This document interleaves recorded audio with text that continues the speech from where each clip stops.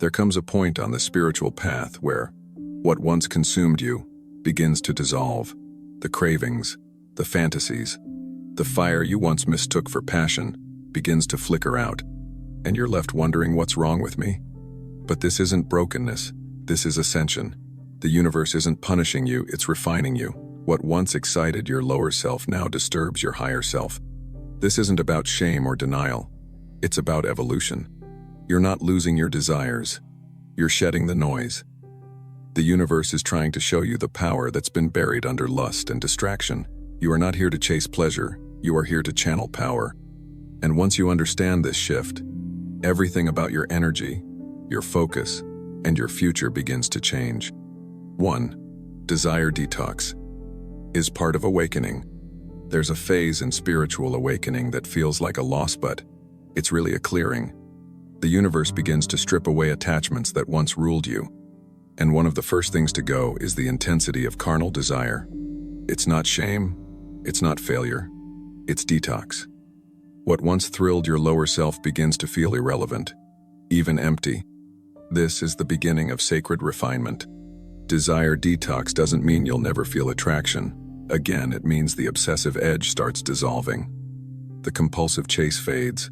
The craving no longer pulls you by the throat. And at first, this emptiness can feel like something's broken. But what's actually happening is your nervous system is recalibrating to a new frequency, one that's less about need, more about presence. You are not losing your humanity, you're reconnecting with your divinity. The universe doesn't erase your passions, it repurposes them. It takes the scattered energy that was leaking through lust and begins to gather it into wholeness. This is the foundation of internal power. When your energy is no longer begging to escape you, but begins to serve you. In this phase, you may feel numb to old fantasies. What once fired your imagination might now feel artificial or even draining. That's not dysfunction, it's ascension. Your soul is stepping forward, asking for deeper meaning, deeper connection, deeper purpose. And anything rooted in surface-level gratification begins to dissolve under the light of that awareness. Desire detox is uncomfortable because it asks you to face the silence beneath the stimulation. You're no longer running from yourself through distraction. You're no longer outsourcing validation through seduction. You're being called to witness what's underneath your craving sand often. That's where your true healing begins. The universe pulls you away from lust, not because desire is evil, but because your spirit is craving liberation. Hyperfixation on the physical binds your energy to repetition. But once you begin detoxing from that loop, your awareness expands. You start noticing beauty beyond bodies, connection beyond chemistry, love beyond possession. This detox phase reveals how much of your energy was previously tied up in fantasy and escapism, and it hurts because the ego believed those desires were you. But your higher self doesn't need to constantly prove itself through attraction. It stands rooted in essence, not attention. And as that alignment grows, so does your inner clarity. You may feel disconnected, even confused, in this shift. But that disconnection is sacred space. It's a pause in the old pattern. The universe silences the old hunger so that you can finally hear a deeper voice within. This voice speaks not of urges but of destiny, not of craving but of coherence. What the world calls repression, the awakened soul calls redirection. You're not pushing your energy down, you're drawing it inward. You're becoming the container of your own fire.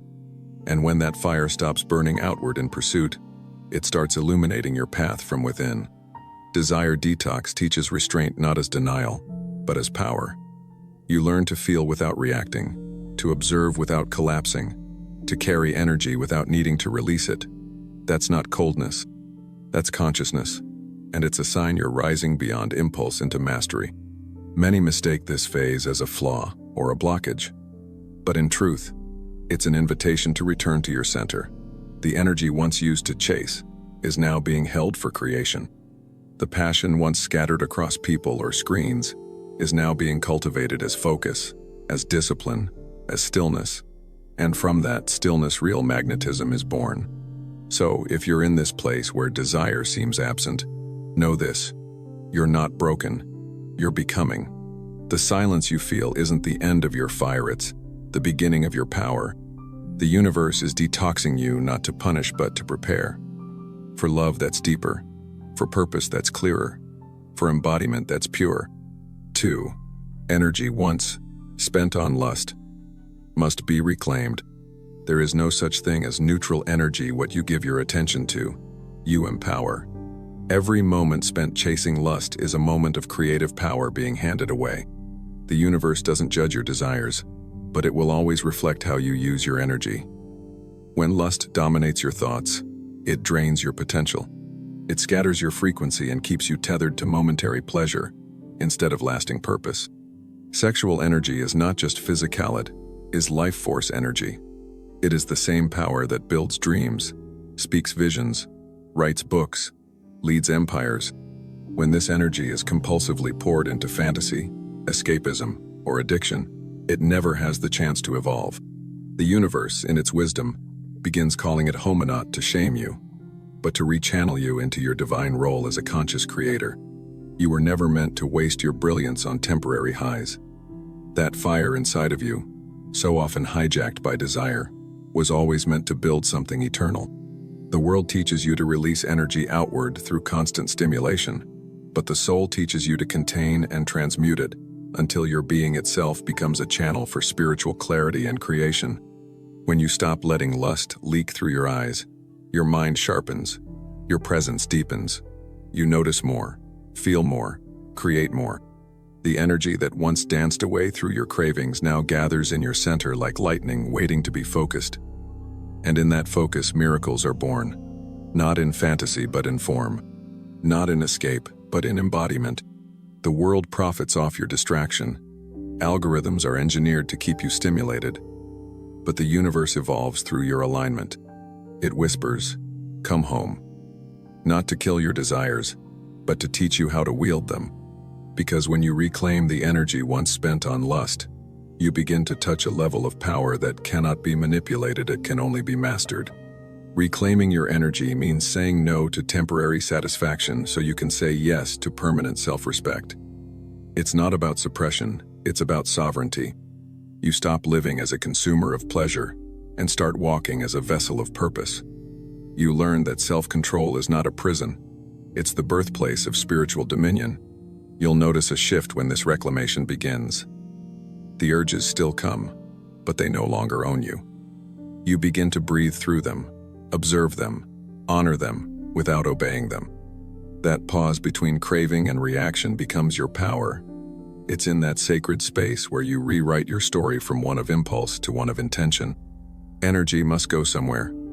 If it's not leaking out through lust, it will begin to build within. At first, this pressure feels uncomfortable, but it's not suppression, it's storage.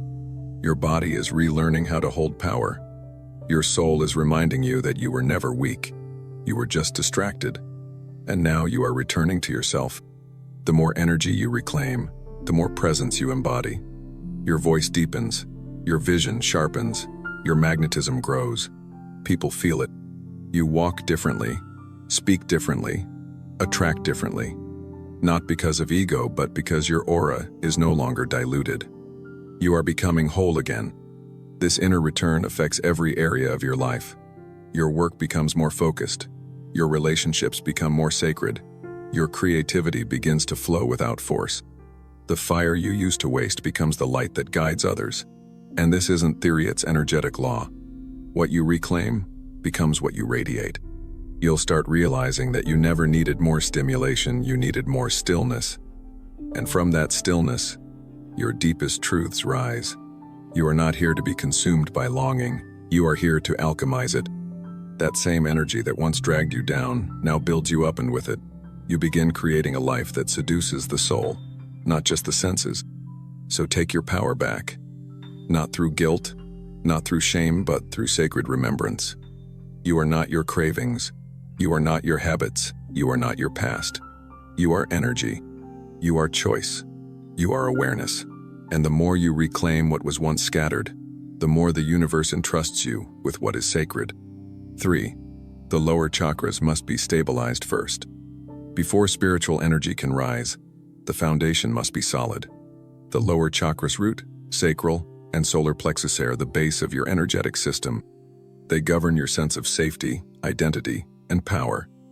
When these are unstable, any attempt to awaken higher states of consciousness becomes distorted. You can't access divine insight while still fearing survival. You can't hold light while leaking power from unresolved trauma. The root chakra is where it all begins. It represents your connection to the earth, to stability, to existence itself. If you don't feel safe in your body, your relationships, or your life, the energy you try to elevate will collapse back into fear. That's why the universe often forces you to face your roots before it lets you rise. It's not sabotage, it's spiritual engineering. Next is the sacral chakra, seat of emotion, creativity, and sexuality. When this center is unbalanced, your desires become chaotic. You feel pulled in multiple directions, unable to discern passion from impulse. Stabilizing this chakra means honoring your emotions without being ruled by them. It means transforming lust into life force and pain into purpose. The solar plexus is your center of will, discipline, and confidence. Without its alignment, you lack the strength to direct your energy. You may have dreams, but no follow-through. Ideas, but no embodiment. Stabilizing the solar plexus reclaims your sovereignty. It activates the fire to act, the clarity to choose, and the strength to stand in your own truth even when no one else understands it. Many people chase third-eye visions and crown chakra bliss without realizing their foundation is cracked. That's why their spirituality becomes escapism. They meditate to avoid reality instead of mastering it. But true ascension doesn't skip steps. It honors the body as much as the spirit. It heals downward before it reaches upward.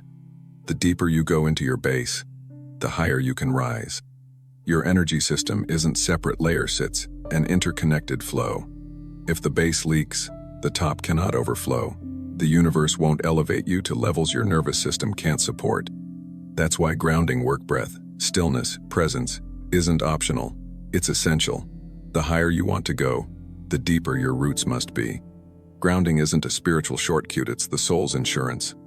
It protects you from being swayed by fantasy, false identity, and spiritual ego.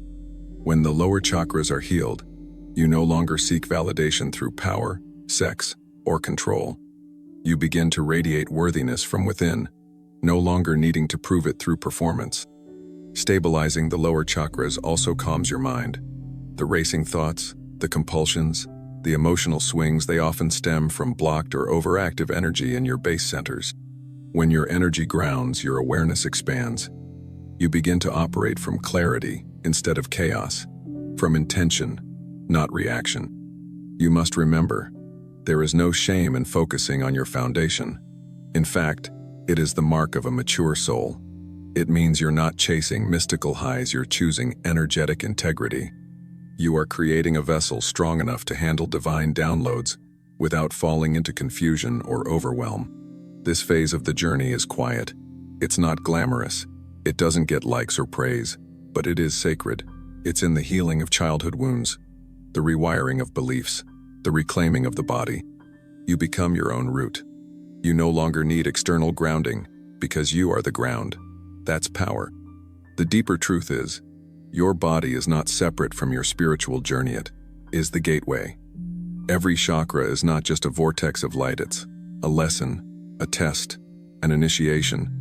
The universe doesn't give you higher frequencies to escape life, it gives them to you to embody life more fully. And that embodiment begins in the root. So before you try to activate your crown, honor your base. Before you ask for downloads, ask if you've stabilized your signal, because the universe won't entrust higher energy to a fractured foundation.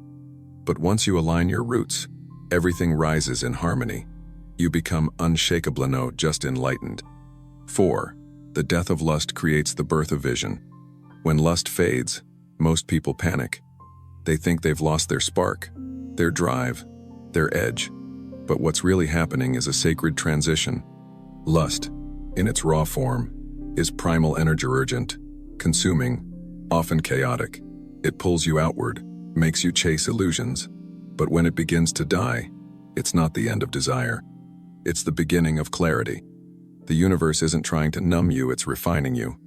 It takes away the compulsive urge to pursue flesh, so it can introduce you to something higher, inner sight. What once blinded you with temptation now invites you to see through the soul's eyes. This is where your vision begins, not in obsession, but in observation. You stop being driven by hunger and start being pulled by purpose. The death of lust doesn't make you less alive, it makes you more awake. You begin to notice what you were too distracted to see: energy, alignment, intention. You realize how much of your life was being hijacked by fantasy.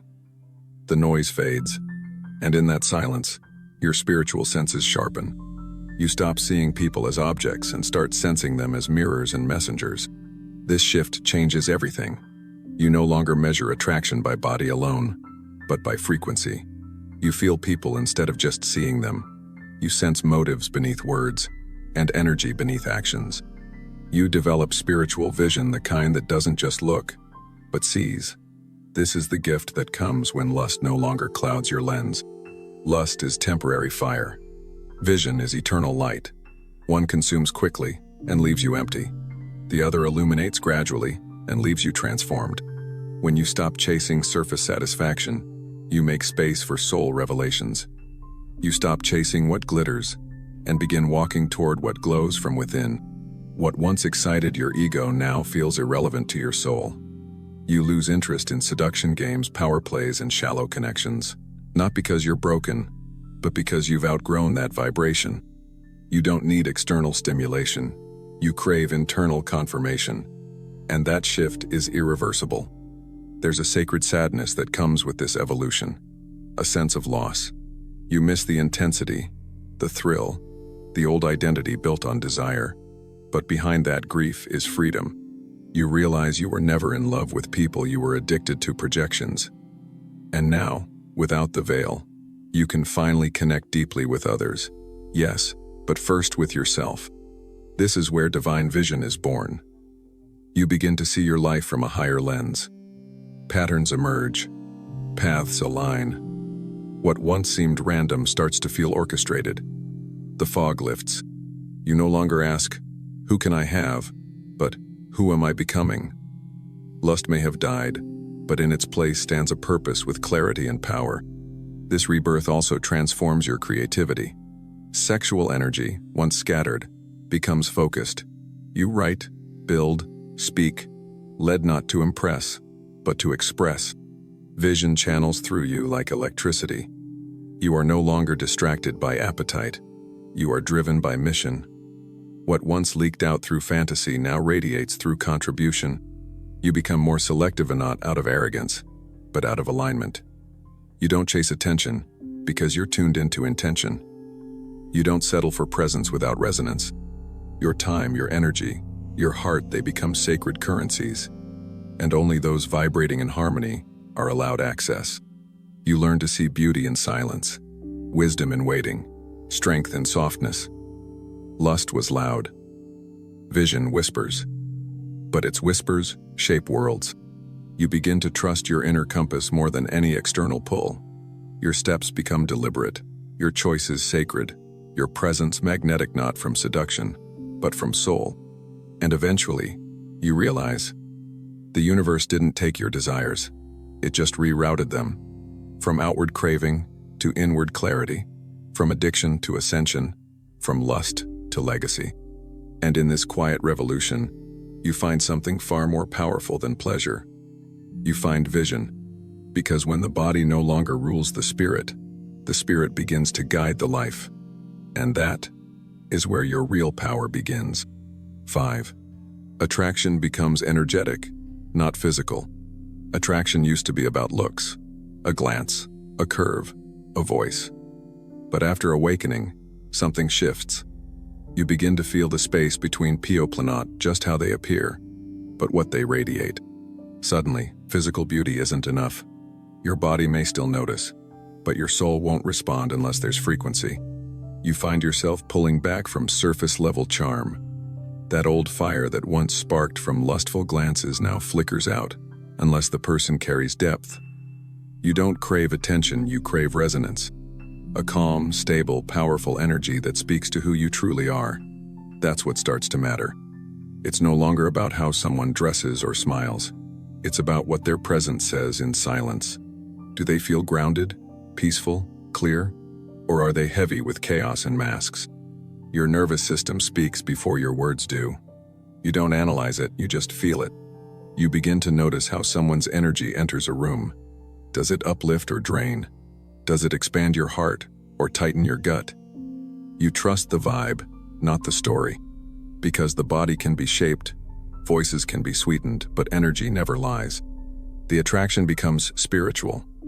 You feel drawn to someone whose wounds match your wisdom, whose frequency reflects your future. Their presence calms you. Their silence speaks volumes. You don't need endless conversation. You need energetic congruence. You begin to value emotional safety over physical stimulation. You realize that intimacy is not just about skin, it's about presence. It's the peace in their aura, the alignment in their walk, the calm in their voice. You're not drawn to their body, you're drawn to their essence. And in that shift, your standards rise without effort. You're no longer interested in those who flirt with energy they haven't earned. You don't want to be impressed, you want to be met. Not chased, but recognized. Not seduced, but understood. You realize how rare true attraction is, not because others aren't beautiful, but because they're disconnected. You don't want perfection. You want coherence. You want someone whose energy doesn't contradict their words. Someone whose silence feels like home. Physical attraction fades. Energetic resonance builds. It grows quietly, organically. It's not fireworks, it's frequency. You don't get butterflies from games. You feel magnetized by peace. You don't want chaos, you want congruence. This new level of attraction rewires your entire relational field. You stop performing. You stop auditioning.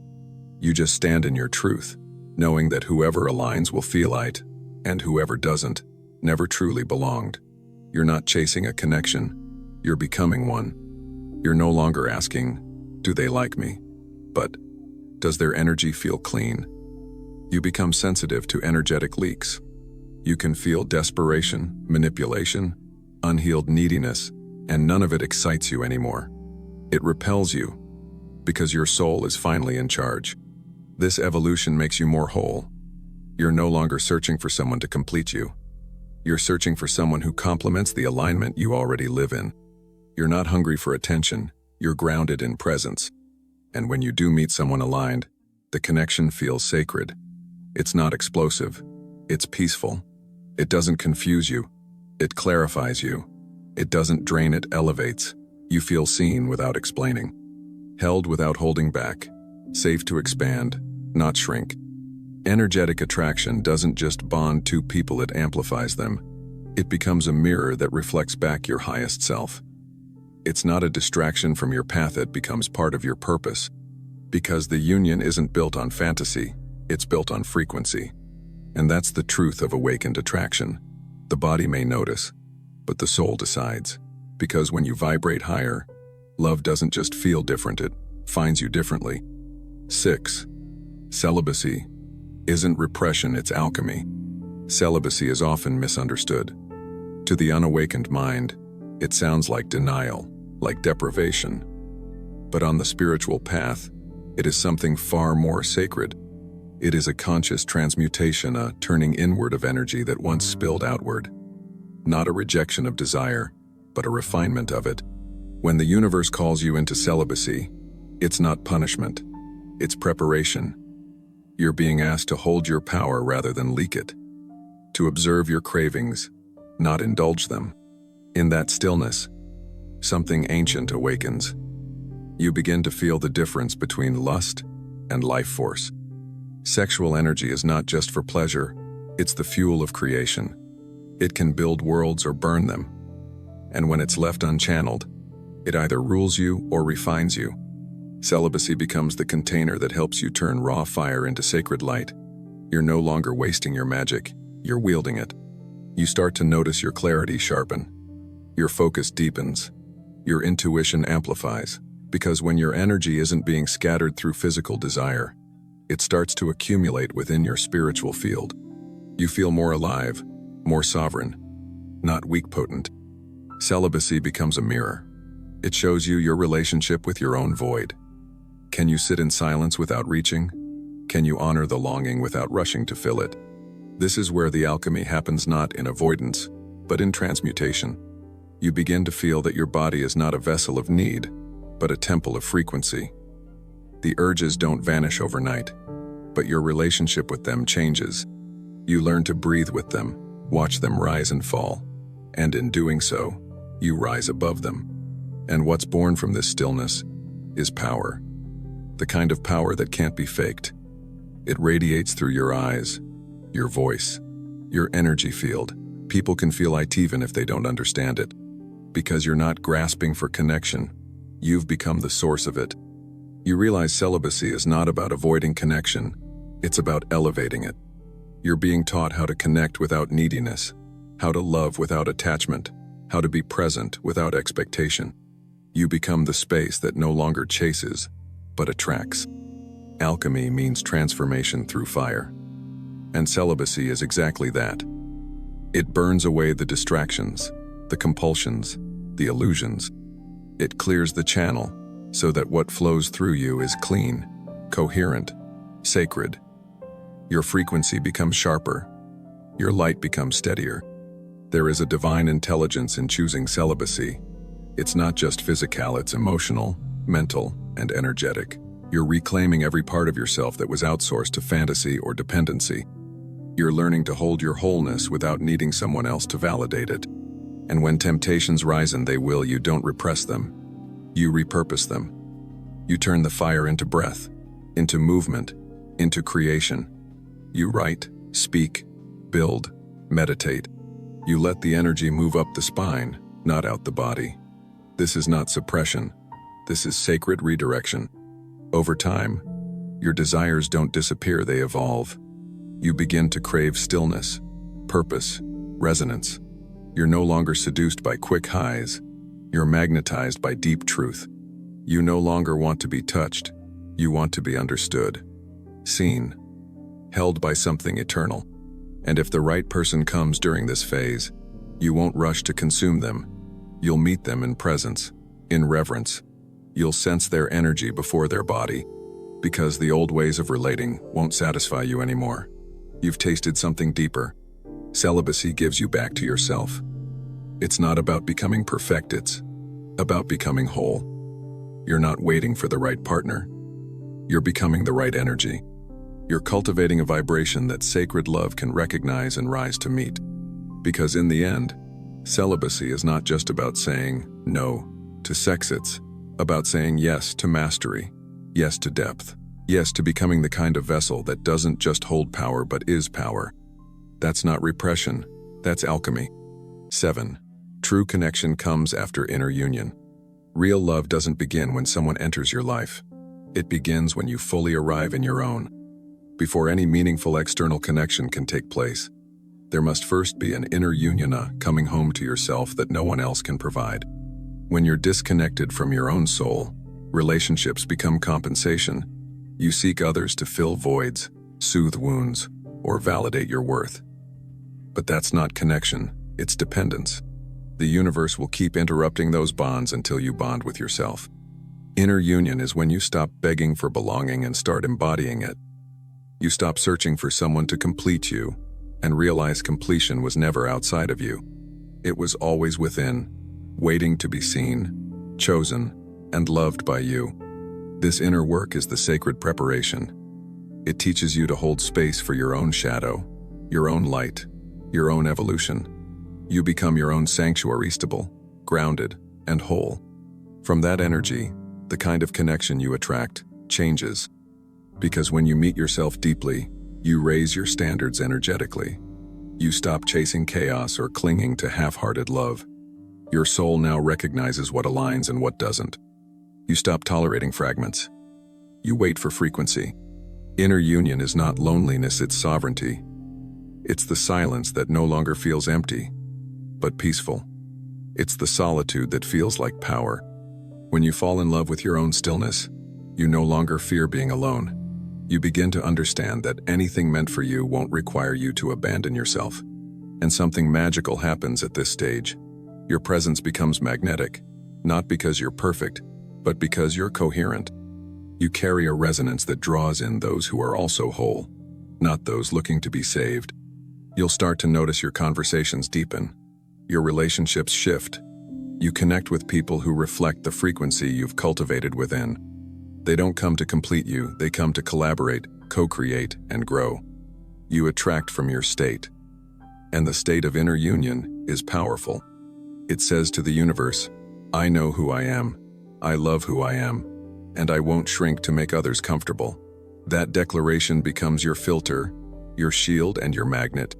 True connection doesn't require constant reassurance, it flows naturally from shared presence. When you've made peace with your own soul, you stop needing others to heal your wounds.